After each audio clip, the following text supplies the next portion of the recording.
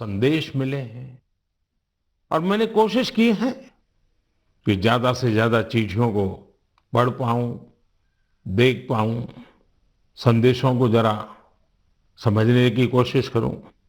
आपके पत्र पढ़ते हुए कई बार मैं भावुक हुआ, भावनाओं से भर गया, भावनाओं में बह गया और खुद को फिर संभाल भी लिया।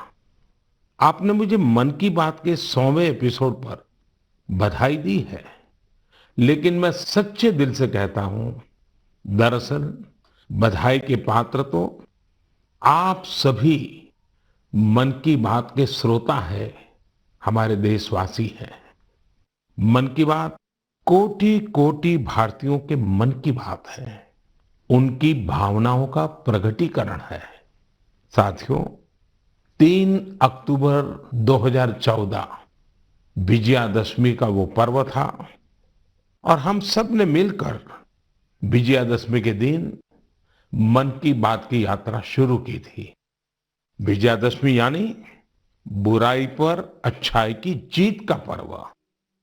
मन की बात भी देशवासियों की अच्छाइयों का, सकारात्मकता का एक अनोखा पर्व बन गया है। एक ऐसा पर्व जो हर महीने आता है, जिसका इंतजार हम सभी को होता है। हम इसमें पॉजिटिविटी को सेलिब्रेट करते हैं, हम इसमें पीपल्स पार्टिसिपेशन को भी सेलिब्रेट करते हैं। कई बार यकीन नहीं होता कि मन की बात को इतने महीने और इतने साल गुजर गए।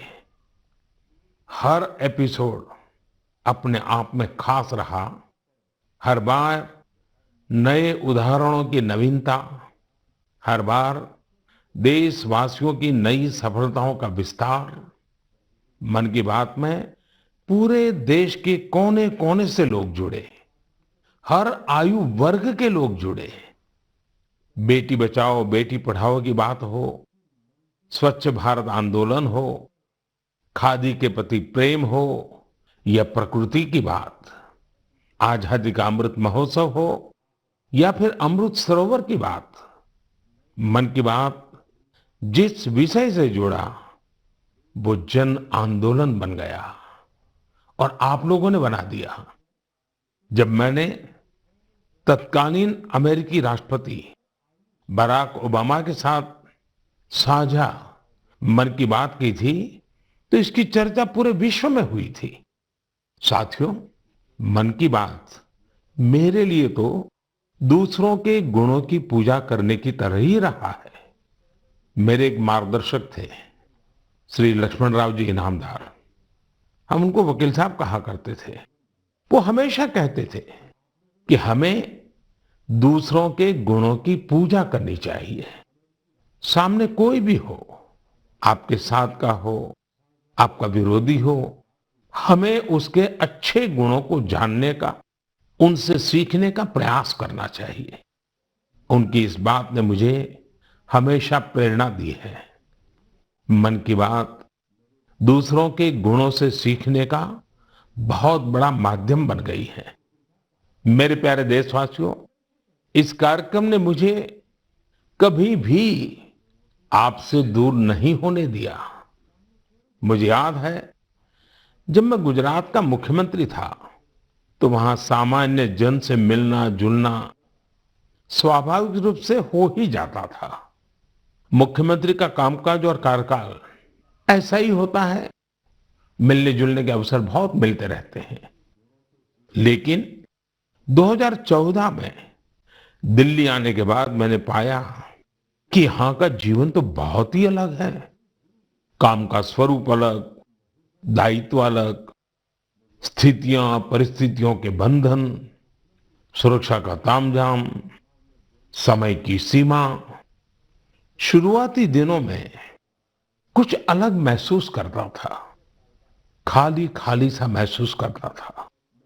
50 साल पहले मैंने अपना घर इसलिए नहीं छोड़ा था कि एक दिन अपने ही देश के लोगों से संपर्क ही मुश्किल हो जाएगा।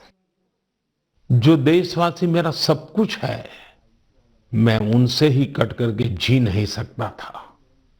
मन की बात ने मुझे इस चुनौती का समाधान दिया, सामान्य मानवी से जुड़ने का रास्ता दिया। पदभार और प्रोटोकॉल व्यवस्था तक ही सीमित रहा और जनभाव कोटि कोटि जनों के साथ मेरे भाव विश्व का अटूट अंग बन गया। हर महीने मैं देश के लोगों के हजारों संदेशों को पढ़ता हूं। हर महीने में देशवासियों के एक से एक अद्भुत स्वरूप के दर्शन करता हूं। मैं देशवासियों के तप त्याग की पराकाष्ठा को देखता हूं, महसूस करता हूं। मुझे लगता ही नहीं है कि मैं आपसे थोड़ा भी दूर हूं। मेरे लिए मन की बात ये एक कार्यक्रम नहीं है। मेरे लिए एक आस्था, पूजा, व्रत है। जैसे लोग ईश्वर की पूजा करने जाते हैं तो प्रसाद की थाल लाते हैं, मेरे लिए मन की बात ईश्वर रूपी जनता जनार्दन के चरणों में प्रसाद की थाल की तरह है।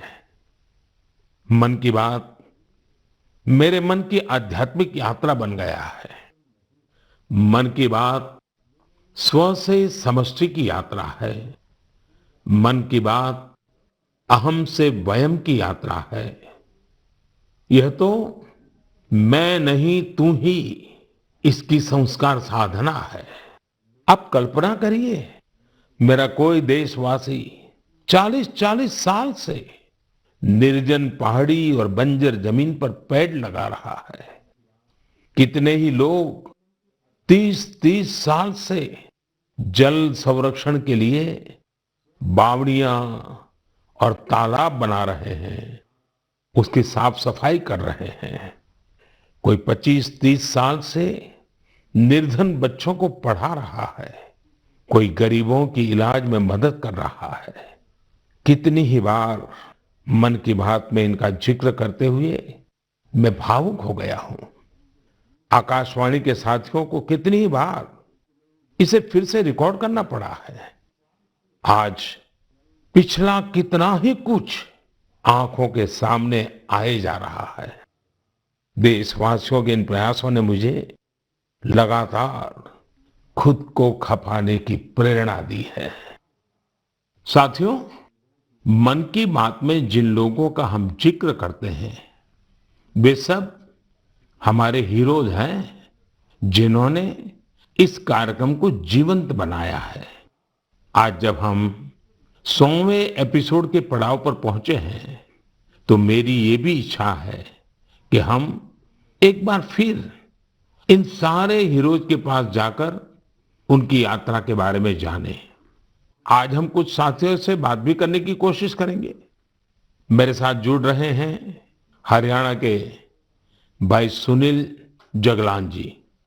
सुनील जगलान जी का मेरे मन पर इतना प्रभाव इसलिए पड़ा क्योंकि हरियाणा में जेंडर रेशियो पर काफी चर्चा होती थी और मैंने भी बेटी बचाओ बेटी पढ़ाओ का अभियान हरियाणा से ही शुरू किया था। और इसी बीच जब सुनील जी के सेल्फी विद डॉटर कैंपेन पर मेरी नजर पड़ी तो मुझे बहुत अच्छा लगा। मैंने भी उनसे सीखा और इसे मन की बात में शामिल किया। देखते ही देखते सेल्फी विद डॉटर एक ग्लोबल कैंपेन में बदल गया और इसमें मुद्दा सेल्फी नहीं थी, टेक्नोलॉजी नहीं थी। इसमें डॉटर को, बेटी को प्रमुखता दी गई थी। जीवन में बेटी का स्थान कितना बड़ा होता है, इस अभियान से यह भी प्रकट हुआ। ऐसे ही अनेकों प्रयासों का परिणाम है कि आज हरियाणा में जेंडर रेशियो में सुधार आया है। आइए आज सुनील जी से ही कुछ गप मार लेते हैं। नमस्कार सुनील जी। नमस्कार सर, मेरी खुशी बहुत बढ़ गई है सर आपकी आवाज सुनकर। Sunil ji, selfie with daughter हर किसी को याद है। अब जब इसकी फिर चर्चा हो रही है तो आपको कैसा लग रहा है? प्रधानमंत्री जी, ये असल में आपने जो हमारे प्रदेश हरियाणा से पानीपत की चौथी लड़ाई बेटियों के चेहरे पे मुस्कुराहट लाने के लिए शुरू की थी, जिसे आपके नेतृत्व में पूरे देश ने जीतने की कोशिश की है, तो वाकई ये मेरे लिए और हर बेटी के पिता और बेटियों को चाहने वालों के लिए बहुत बड़ी बात है। सुनील जी, अब आपकी बिटिया कैसी है? आजकल क्या कर रही है? जी, मेरी बेटियां नंदनी और याचिका है। एक 7th क्लास में पढ़ रही है, एक 4th क्लास में पढ़ रही है और आपकी बड़ी प्रशंसक हैं। आपकी उन्होंने आपके लिए थैंक यू प्राइम मिनिस्टर करके अपनी क्लासमेट्स जो हैं लेटर भी लिखवाए थे असल में। वाह वाह वाह वाह।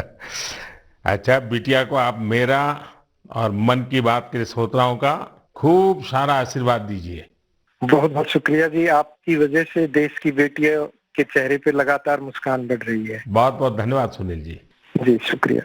साथियों, मुझे इस बात का बहुत संतोष है कि मन की बात में हमने देश की नारी शक्ति की सैकड़ों प्रेरणादायी गाथाओं का जिक्र किया है। चाहे हमारी सेना हो या फिर खेल जगत हो, मैंने जब भी महिलाओं की उपलब्धियों पर बात की है उसकी खूब प्रशंसा हुई है। जैसे हमने छत्तीसगढ़ के देउर गांव की महिलाओं की चर्चा की थी। ये महिलाएं स्वयं सहायता समूहों के जरिए गांव के चौराहों, सड़कों और मंदिरों की सफाई के लिए अभियान चलाती हैं। ऐसे ही तमिलनाडु की वो आदिवासी महिलाएं जिन्होंने हजारों इको फ्रेंडली टेराकोटा कप्स निर्यात किए, उनसे भी देश ने खूब प्रेरणा ली। तमिलनाडु में ही 20,000 महिलाओं ने साथ आकर वेल्लोर में नाग नदी को पुनर्जीवित किया था। ऐसे कितने ही अभियानों को हमारी नारी शक्ति ने नेतृत्व दिया है और मन की बात उनके प्रयासों को सामने लाने का मंच बना है। साथियों, अब हमारे साथ फोन लाइन पर एक और सज्जन मौजूद है। इनका नाम है मंजूर अहमद। मन की बात में जम्मू कश्मीर की पेंसिल स्लेट्स के बारे में बताते हुए मंजूर अहमद जी का जिक्र हुआ था। मंजूर जी, कैसे हैं आप? थैंक यू सर, बड़े अच्छे से है सर। मन की बात के इस 100वें एपिसोड में आपसे बात करके मुझे बहुत अच्छा लग रहा है। Thank you sir. अच्छा, ये पेंसिल स्लेट्स वाला काम कैसा चल रहा है? बहुत अच्छे से चल रहे हैं सर, बहुत अच्छे से। जब से सर आपने हमारी बात मन की बात में कही सर, तब से बहुत काम बढ़ गया सर, और दूसरों को भी रोजगार यहाँ बहुत बड़ा है इस काम में। कितने लोगों को अब रोजगार मिलता होगा? अभी मेरे पास 200 प्लस है। अरे वाह। मुझे बहुत खुशी हुई। जी सर, जी सर। अभी 1-2 महीने में अभी मैं इसको एक्सपांड कर रहा हूँ कि और 200 लोगों को रोजगार बढ़ जाएगा सर। वाह वाह वाह। देखिए मंजूर जी, जी सर। मुझे बराबर याद है, और उस दिन आपने मुझे कहा था कि ये एक ऐसा काम है जिसकी न कोई पहचान है, न स्वयं की पहचान है, और आपको बड़ी पीड़ा भी थी, और इस वजह से आपको काफी बड़ी मुश्किलें होती थी, वो भी आप कह रहे थे।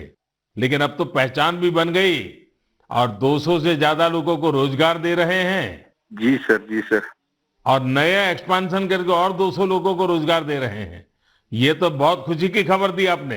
एवं सर, यहाँ पे जो फार्मर है सर, उनका भी बहुत बड़ा इसमें फायदा मिला सर। तब से 2000 का ट्री बेचते थे, अभी वही ट्री 5000 तक पहुंच गया सर। इतनी डिमांड बढ़ गई है सर इसमें तब से, और अपनी पहचान भी बन गई। इसमें बहुत से आर्डर है अपने पास सर। अभी मैं आगे 1-2 महीने में और एक्सपेंड करके और 200-250 2-4 गाँव में जितने भी लड़के लड़के हैं इसमें एडजस्ट हो सकता है, उनका भी रोजी रोटी चल सकता है सर। देखिए मंजूर जी, वोकल फॉर लोकल की ताकत कितनी जबरदस्त है, आपने धरती पर उतार के दिखा दिया है। जी सर, जी सर।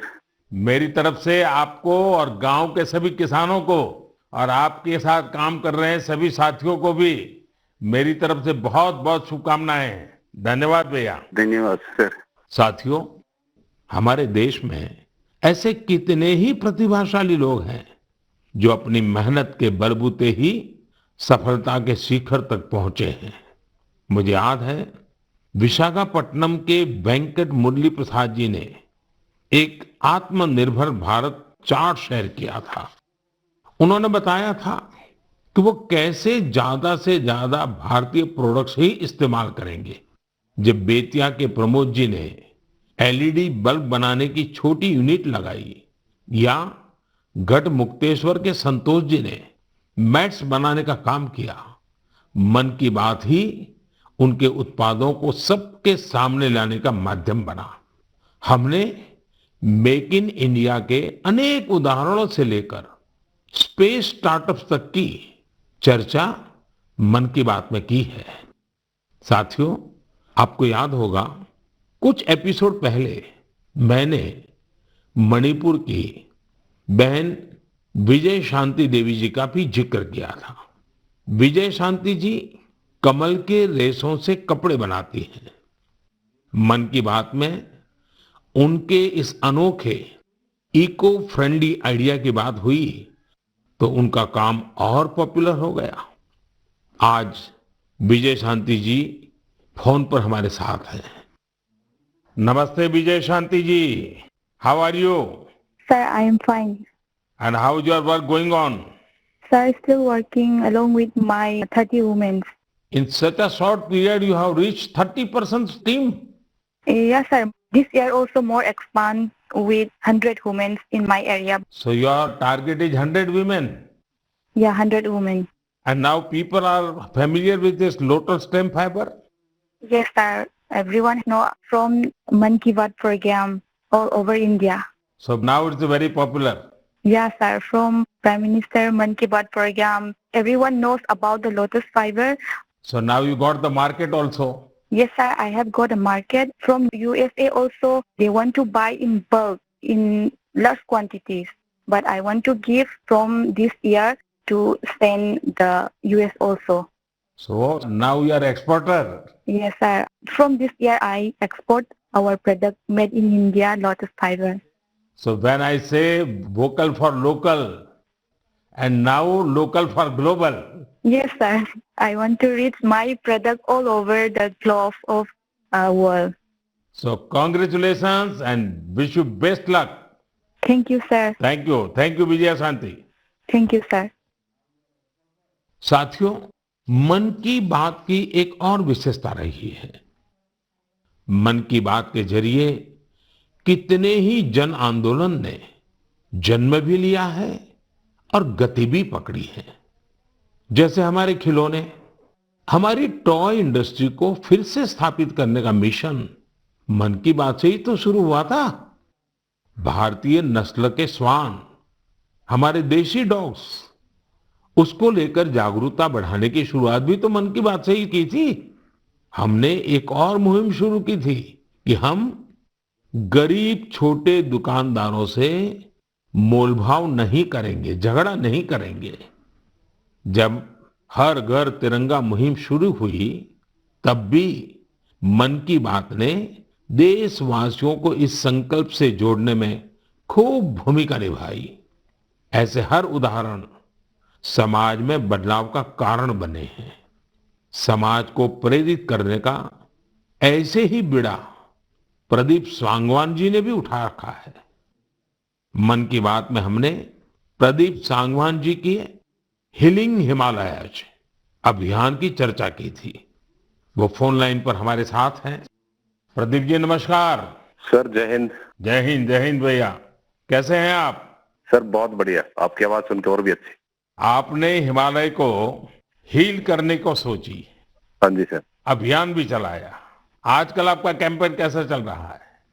सर बहुत अच्छा चल रहा है। 2020 से ऐसा मानिए कि जितना काम हम 5 साल में करते थे, अब वो 1 साल में ही हो जाता है। अरे वाह। हाँ जी सर।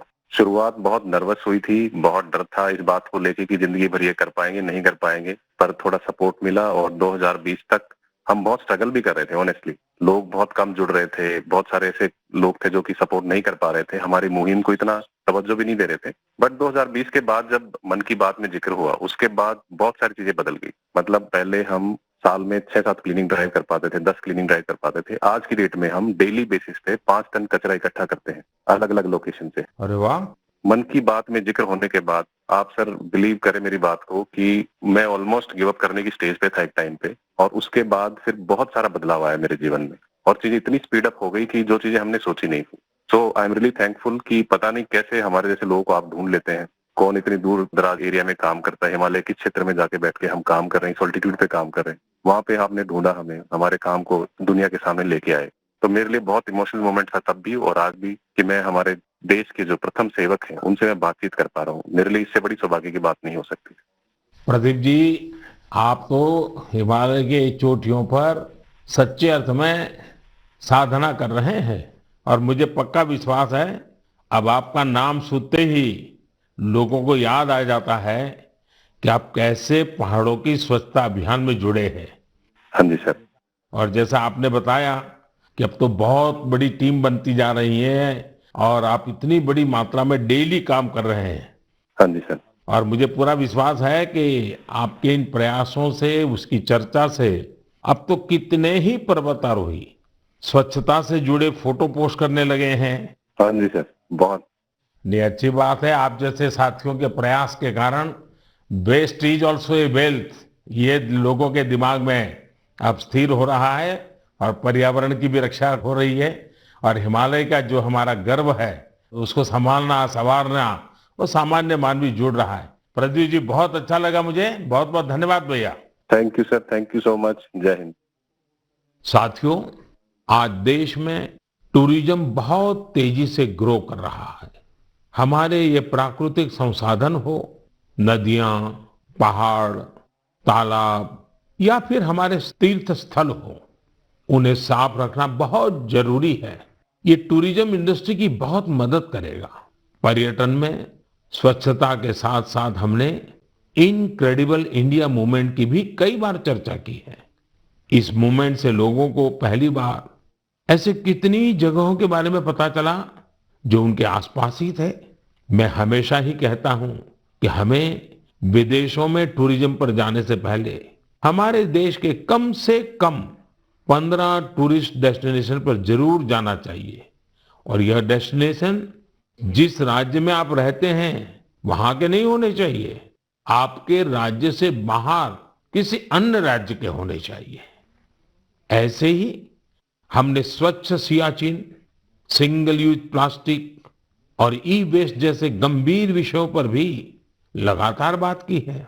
आज पूरी दुनिया पर्यावरण के जिस इशू को लेकर इतना परेशान है, उसके समाधान में मन की बात का ये प्रयास बहुत अहम है।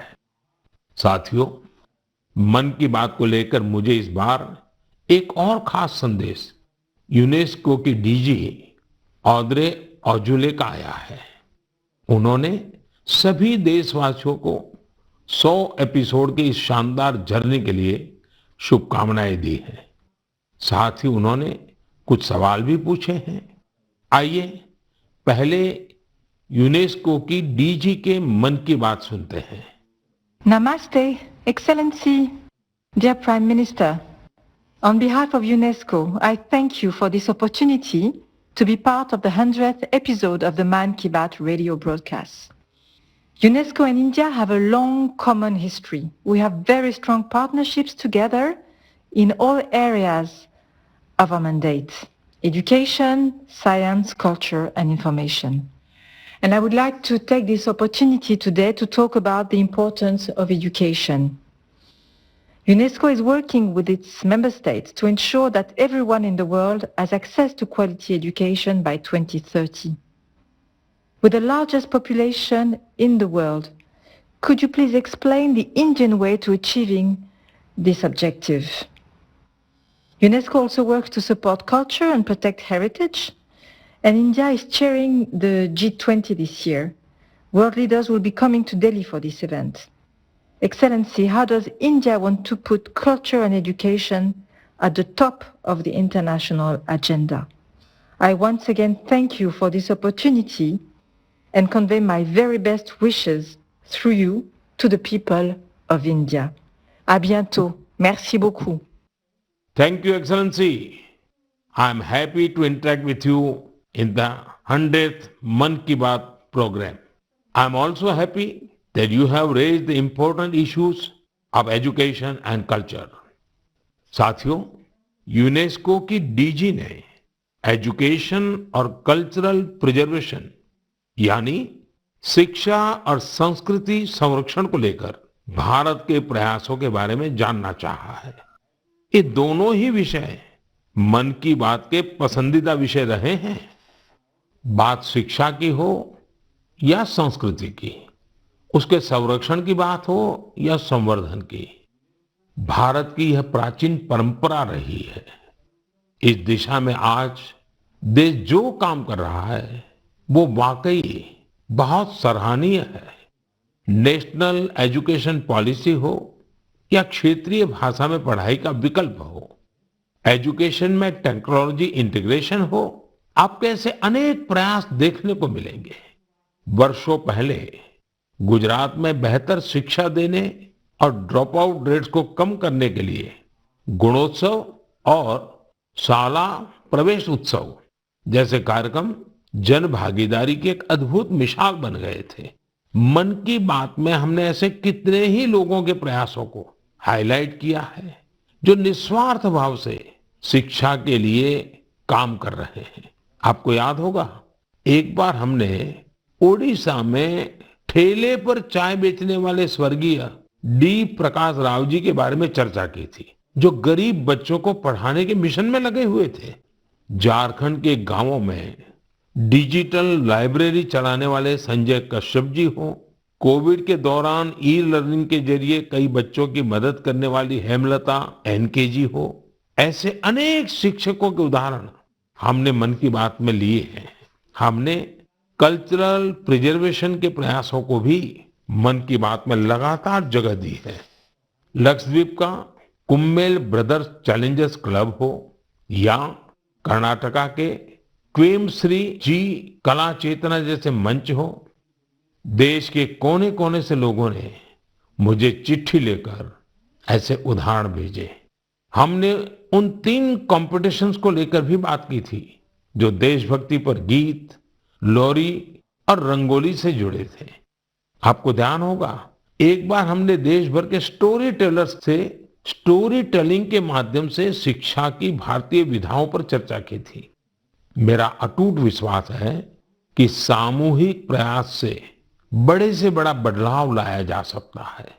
इस साल हम जहां आजादी के अमृतकाल में आगे बढ़ रहे हैं, वहीं G20 की अध्यक्षता भी कर रहे हैं।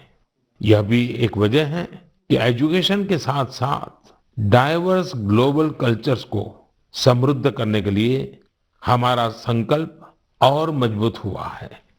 मेरे प्यारे देशवासियों, हमारे उपनिषदों का एक मंत्र सदियों से हमारे मानस को प्रेरणा देता आया है, चरैवेति चरैवेति चरैवेति, चलते रहो चलते रहो चलते रहो।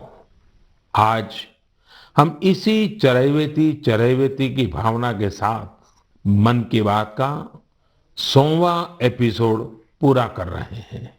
भारत के सामाजिक ताने बाने को मजबूती देने में मन की बात किसी भी माला के धागे की तरह है जो हर मनके को जोड़े रखता है।